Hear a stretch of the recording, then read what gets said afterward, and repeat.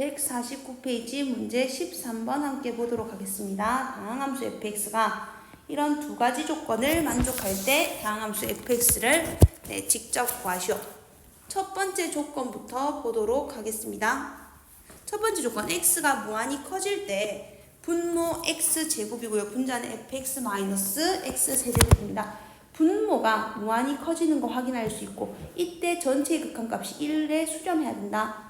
분자도 어떻게 돼야 되죠? 네, 무한히 커져야 되죠. 다시 말해서 앞에서 공부했던 우리 무한대분의 무한대라고 표현했던 이러한 꼴이고요. 그랬을 때 분모 분자가 다 다항함수거든요.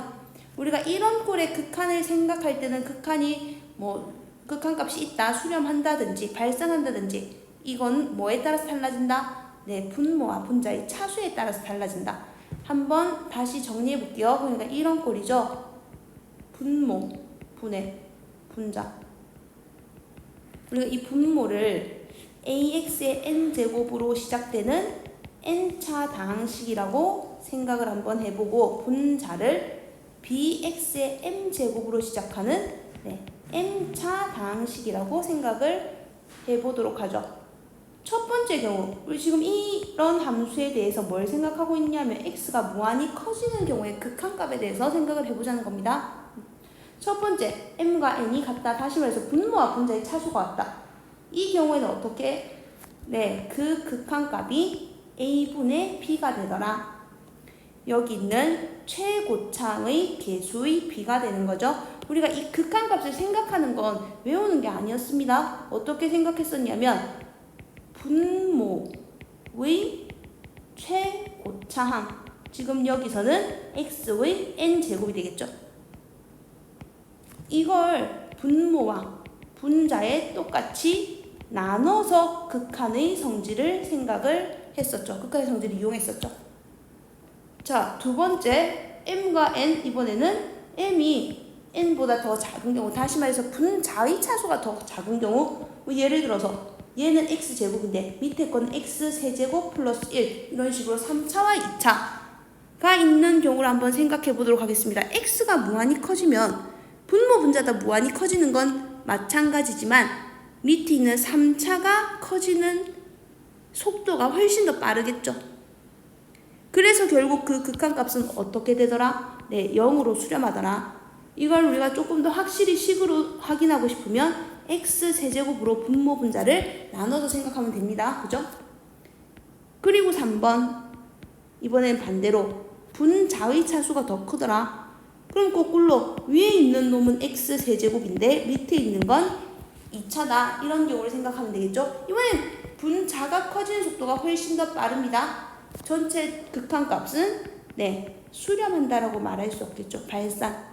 무한대가 되거나 마이너스 무한대가 되거나 개수의 부호에 따라서 이렇게 된다.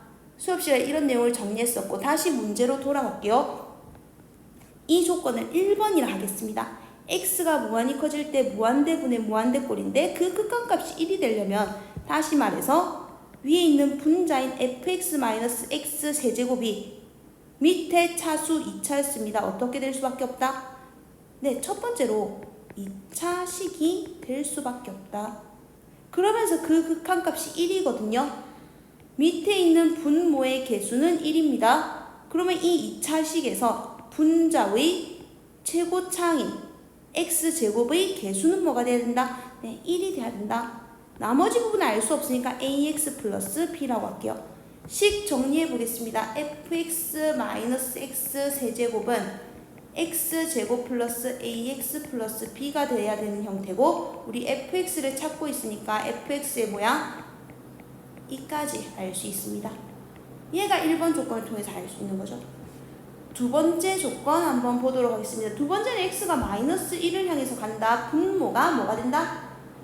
네, 분모가 0이 된다. 그럼에도 불구하고 분모분의 분자 극한값이 존재한다. 그죠? 우리 교과서에서 이 명제 중요하니까 이건 하나 기억을 해달라 했던 거 기억나세요? 어떤 명제였냐면 이런 명제였죠. 역시 분모분의 분자, 이런 꼴의 극한이 알파로 존재한다. 네, 이 극한이 알파라는 값으로 수렴하고 뭘 알고 있냐면 이때 분모가 0으로 간다는 사실을 안다.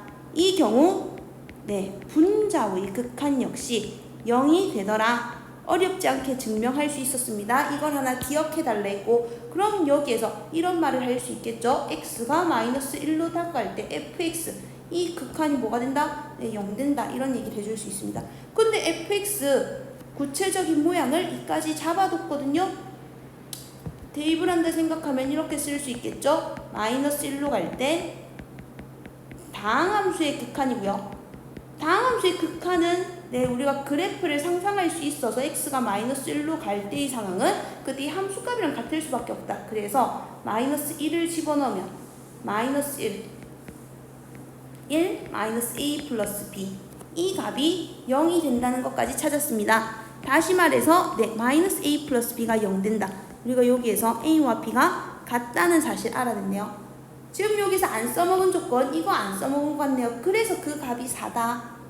자, 원래 있던 식에 다시 집어넣어 보도록 하겠습니다. x가 마이너스 1을 향해서 다가갈 때, 그러니까 x 플러스 1분의 fx는 x세제곱 플러스 x제곱 플러스 ax 플러스 b였는데요. 우리가 위에서 a와 b가 같다는 사실까지 찾아냈기 때문에 이렇게 정리할 수 있고요. 0분의 0꼴입니다. 틀림없이 저 극한값이 존재하려면 인수분해가 돼서 약분이 될 수밖에 없겠죠. 사실 어렵지 않게 인수분해 되는 모양 눈으로 확인하실 수 있죠. a를 묶어내시면 x 플러스 1이라는 인수를 갖는다는 거 약분이 되죠. 그 다음에 이제 마이너스 1을 집어넣었을 때 극한값과 함수값이 같을 수밖에 없으니까 이 값이 극한이 되고요. 극한값 밑에 4였죠. 4 a 얼마? a가 3이 됩니다. 우리가 fx는 x세제곱 플러스 x제곱 플러스 3x 플러스 a가 3이면 b 역시 3이 되겠죠. 3이라는 사실을 알 수 있겠죠.